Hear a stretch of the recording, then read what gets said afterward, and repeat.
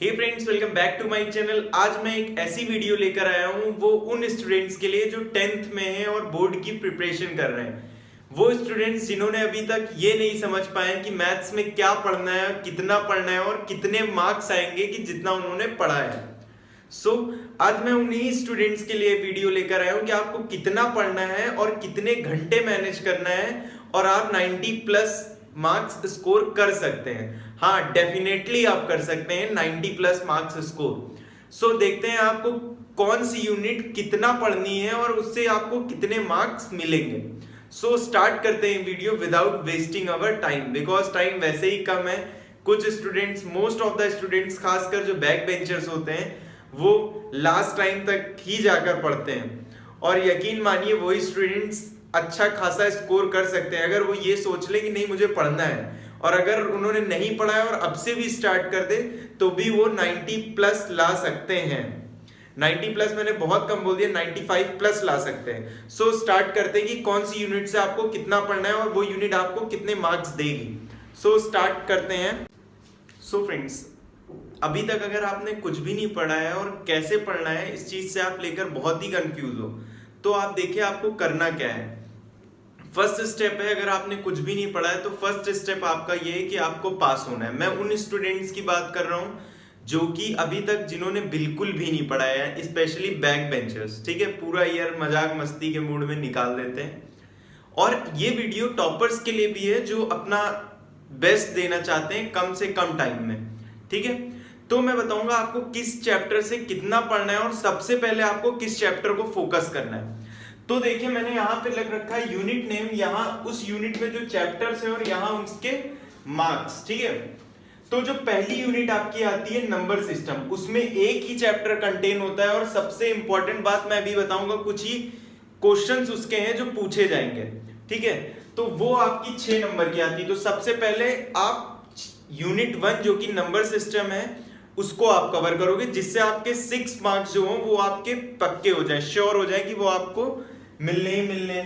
फिर बात आती है अलजेब्रा की। अलजेब्रा में हमारे चैप्टर 2, चैप्टर 3 प्लस चैप्टर 4 और प्लस चैप्टर 5 है। ठीक है, जो कि आपका क्या कर रहा है, 20 मार्क्स का कंटेन कर रहा है। तो एक आपकी ये मेजर यूनिट है, एक ये और एक लास्ट की ये मेजर यूनिट है। तो ये 3 आपकी मेजर यूनिट है।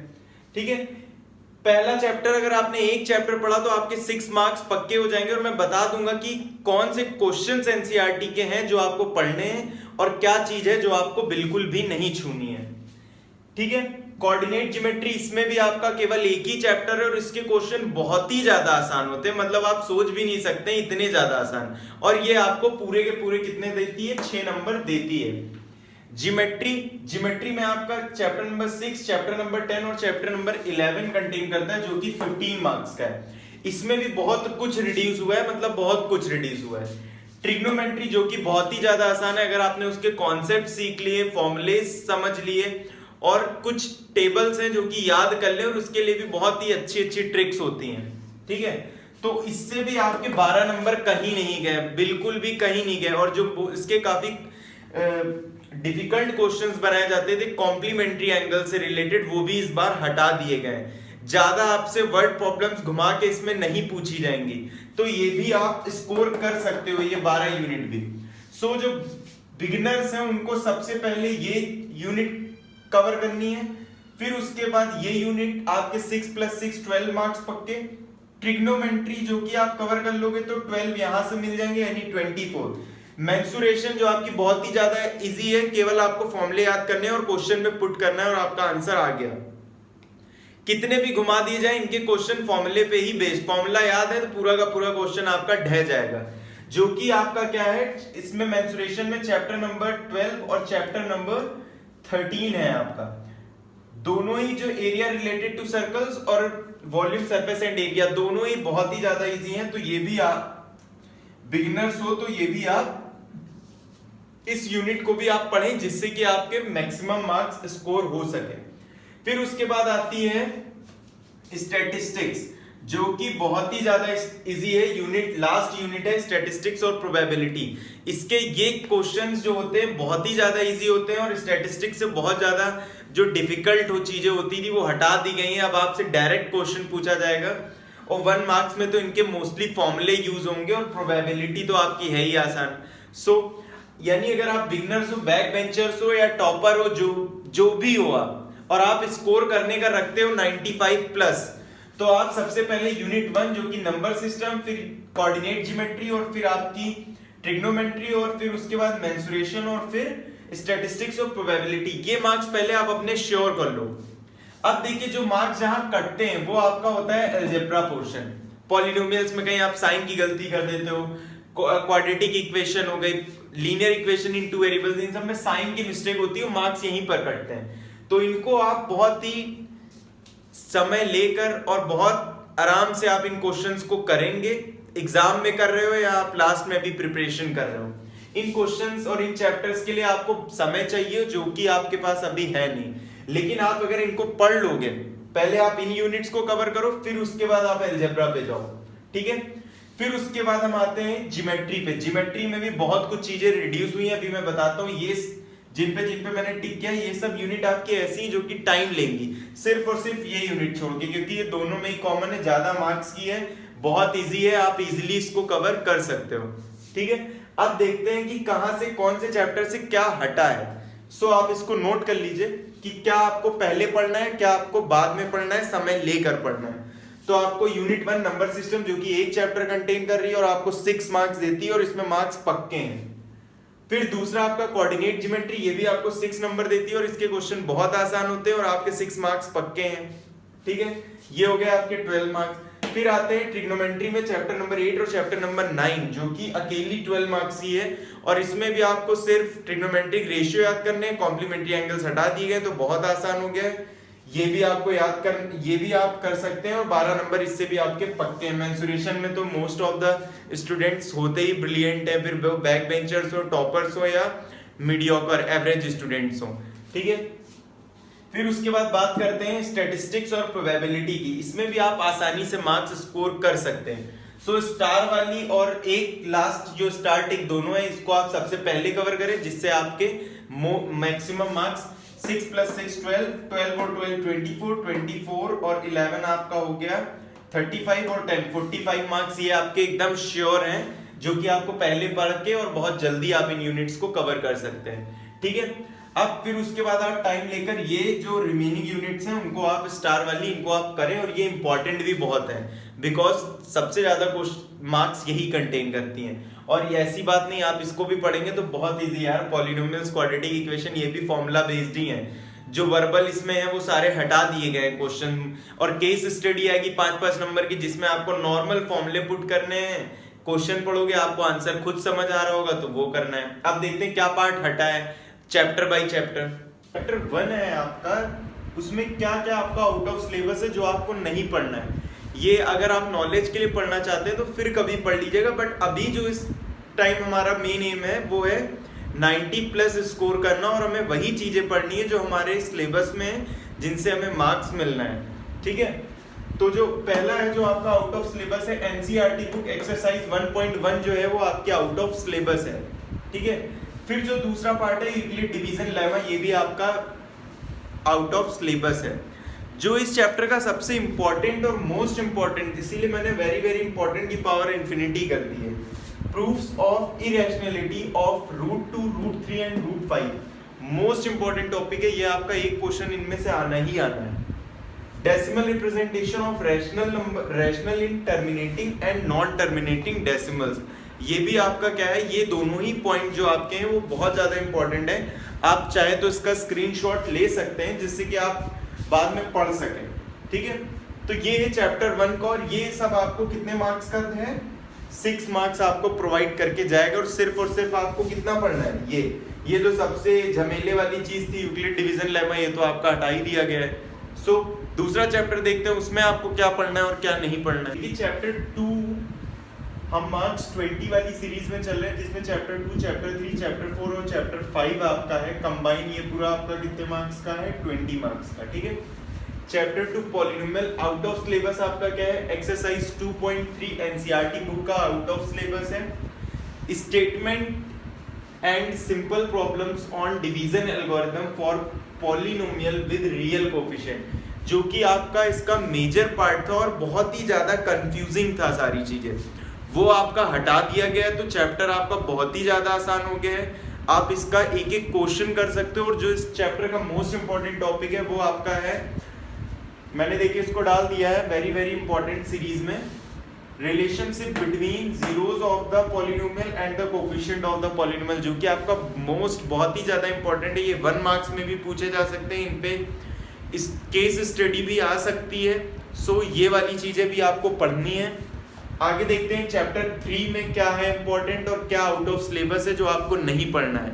अगर आपको पढ़ने का मन है आप कभी बाद में पढ़ लेना, बट अभी हमारा जो मेन एम है वो 90 प्लस का है, ठीक है।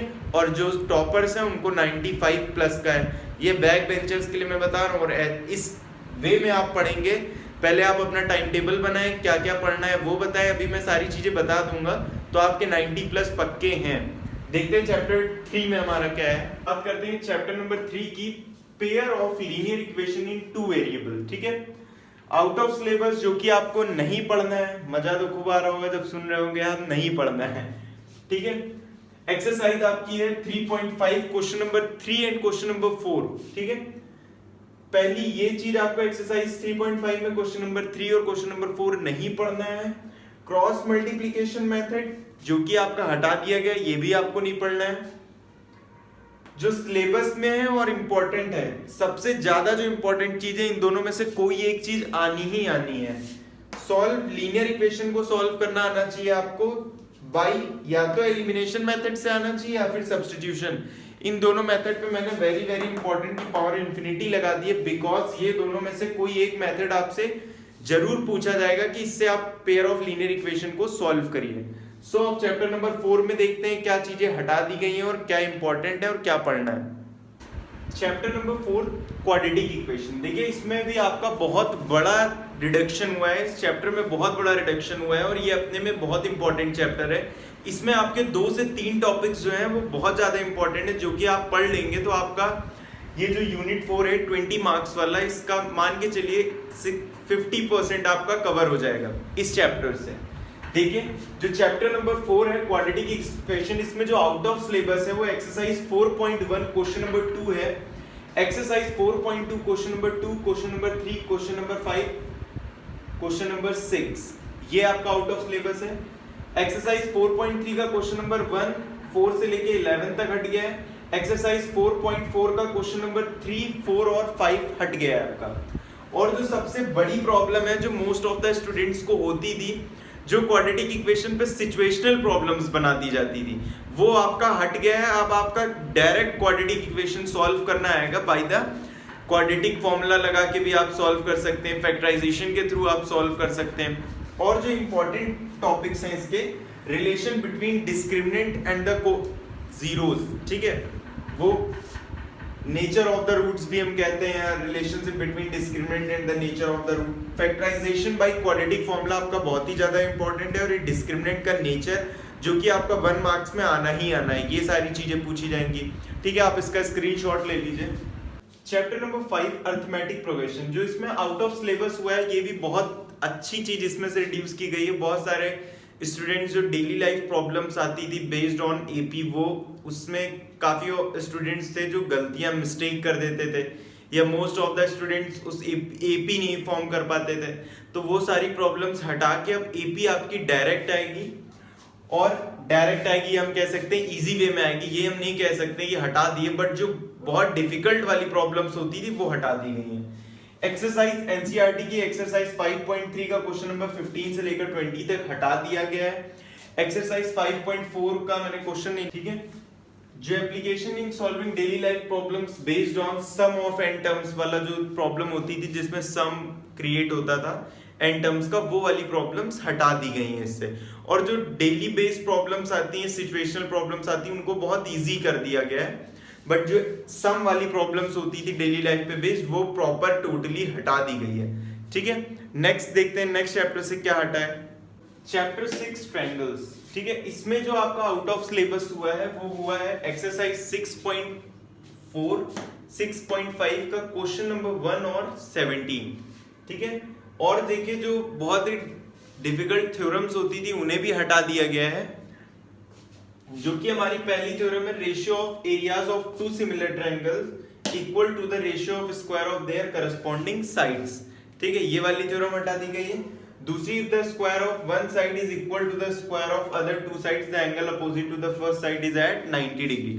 इट मींस कन्वर्स ऑफ, हम बोल सकते हैं पाइथागोरस थ्योरम, वो हटा दी गई। ठीक है, ये दोनों थ्योरम्स आपकी हटा दी गई हैं, तो इस चैप्टर को थोड़ा इजी बना दिया है। यानी जो भी डिडक्शन हुए वो आपके चैप्टर्स को इजी बना रहे हैं, आपके जो टोटल वेटेज है उसको कम कर रहे हैं। ठीक है, आपको थोड़ा इजी वे में ले गए।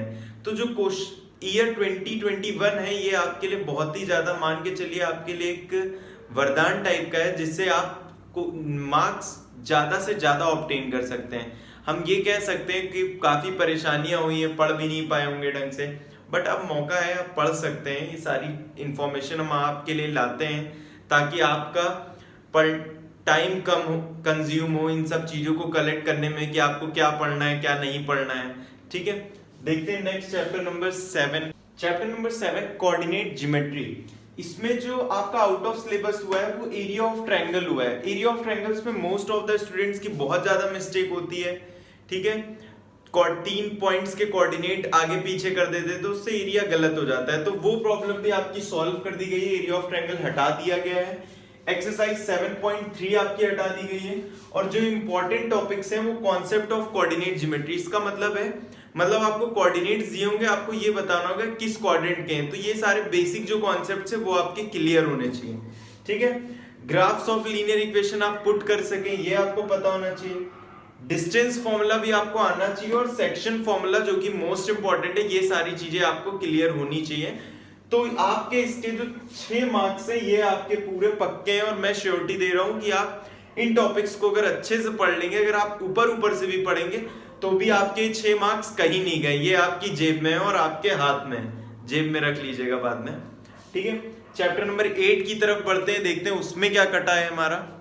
भाई चैप्टर ने तो हमारी उम्मीदें तोड़ दी। इससे आपका जो चैप्टर नंबर 8 है, इंट्रोडक्शन टू ट्रिग्नोमेट्री, इससे आपका बहुत कुछ नहीं कटा हुआ है। मैं बताना चाहूंगा, इससे जो आपका 0 to 90 डिग्री की जो प्रूविंग आती थी, मतलब क्वेश्चंस दे दिए जाते थे कि 0 से 90 डिग्री में आपको थीटा को ब्रेक करना है 0 से 90 के बीच, या प्रूविंग जो एंगल्स पे बेस्ड होती थी, वो सारी चीजें इस बार ये नहीं आएंगी। जो कि एक छोटा चेंज नहीं कह सकते, हम कह सकते हैं बहुत बड़ा जो मेजर चेंज है वो इस समय हटा दिया गया है, मेजर पार्ट। तो इसके भी आपके मार्क्स पक्के। सेम ये एप्लीकेशन ऑफ ट्रिग्नोमेट्री के साथ है, उसमें भी आपका बहुत कुछ नहीं कटा है। देखते हैं क्या कटा है। एप्लीकेशन ऑफ ट्रिग्नोमेट्री से जो आपका डिडक्शन हुआ है वो सिर्फ trigonometric ratio of complementary angles, यानी वो जो होते नहीं थे 90 माइनस थीटा, 90 प्लस थीटा के जो कॉम्प्लीमेंट्री एंगल्स होते थे, अगर हमने एक x लिया है तो दूसरा एंगल 90 माइनस x होगा। तो ये वाली सारी चीजें क्या होंगी, इस बार नहीं पूछी जाएंगी आपसे। ऐसा कुछ नहीं पूछा जाएगा जो 90 माइनस थीटा या 90 प्लस थीटा, या हम देते थे कि एक कॉम्प्लीमेंट्री एंगल x है तो दूसरा हम 90 माइनस x लिखते थे। तो ये सारी चीजें इस बार नहीं पूछी जाएंगी। तो ये ट्रिग्नोमेट्री, एप्लीकेशन टू ट्रिग्नोमेट्री से ये डिडक्शन हुआ है। तो ये दोनों ही चैप्टर आपके मिला के जो आते हैं,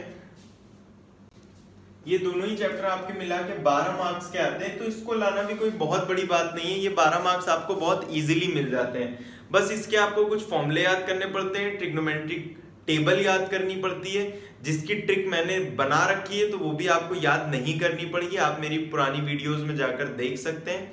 तो ये सारी चीजें आपको उसमें से पढ़नी है। देखते हैं नेक्स्ट चैप्टर 10 में क्या डिडक्शन हुआ है।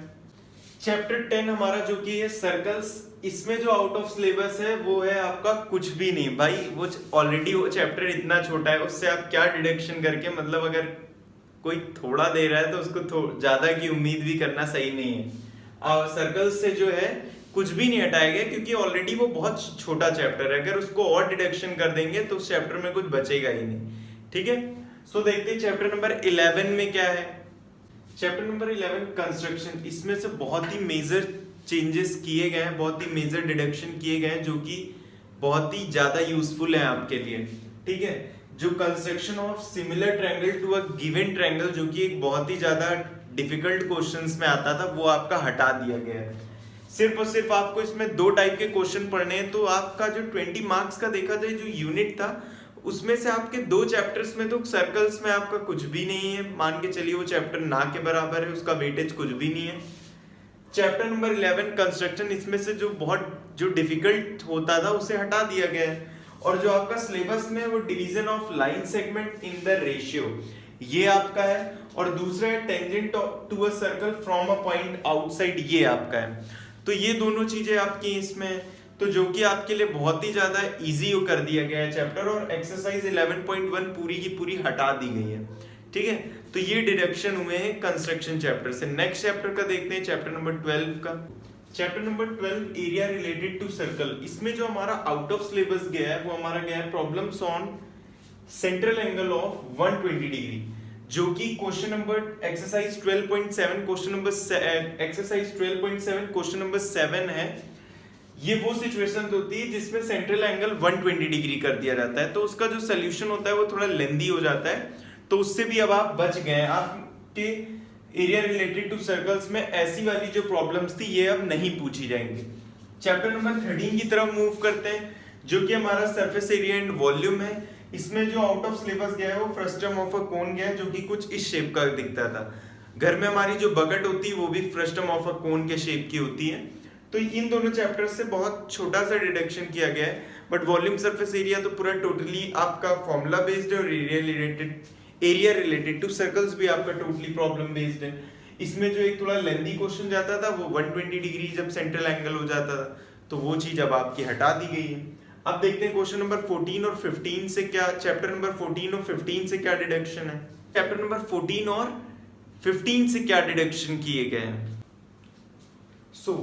चैप्टर नंबर 14 जो कि आपका क्या है, स्टैटिस्टिक्स है। इसमें जो आपका आउट ऑफ सिलेबस गया है वो मोस्ट इंपॉर्टेंट मेथड, जो कि थोड़ा डिफिकल्ट होता था मीन फाइंड करने के लिए, स्टेप डेविएशन मेथड, वो हटा दिया गया है। कम्यूटेटिव फ्रीक्वेंसी ग्राफ आपका हटा दिया गया है। एक्सरसाइज 4.1 में से क्वेश्चन नंबर 4, क्वेश्चन नंबर 6 और क्वेश्चन नंबर 9 आपका हटा दिया गया है। क्वेश्चन जो कि एक्सरसाइज 4.4 में रिलेटेड होते थे, डेविएशन मेथड से रिलेटेड है, वो सारे क्वेश्चंस आपके हटा दिए गए हैं।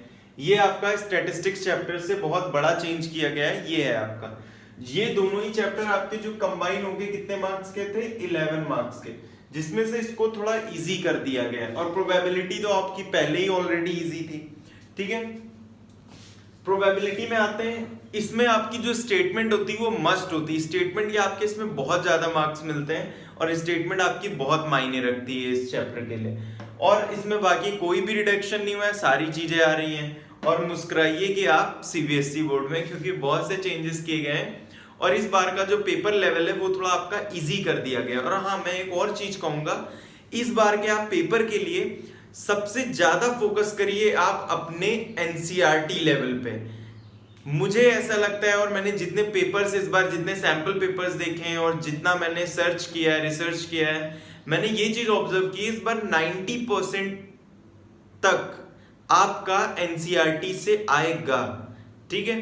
तो आप एनसीईआरटी पे अपना मेन फोकस रखें, फिर उसके बाद आप कोई सैंपल पेपर ले लें, अरिहंत की ले लें, या बहुत सी मार्केट्स में सैंपल पेपर्स अवेलेबल हैं, आप उनकी ले लें, या एनसीईआरटी एग्जाम्पलर वगैरह लगा सकते हैं, जिससे कि आपकी प्रिपरेशन और ज्यादा अच्छी हो जाए। बट मैं फिर कह रहा हूं लास्ट टाइम कि आप एनसीईआरटी पे अपना मेन फोकस करें, ठीक है। आई होप आपके लिए ये वीडियो काफी हेल्पफुल रही होगी। सो आपको अगर ये पसंद आई है तो आप इस वीडियो को लाइक करें और अपने सारे फ्रेंड्स में सर्कुलेट करें जो कि इस बार 10th का एग्जाम दे रहे हैं और जो कि आपके साथ ही बैक बेंच पे बैठे रहते थे। अब वक्त है दोस्ती निभाने का भी और साथ में पढ़ने का भी। तो ये दोनों ही चीजें दिल लगा के करें, जी जान से करें। और बाय, तब तक टेक केयर और आप अपना ध्यान रखें और कोविड से बचे रहें, क्योंकि फिर से केसेस बढ़ रहे हैं। सो बाय बाय।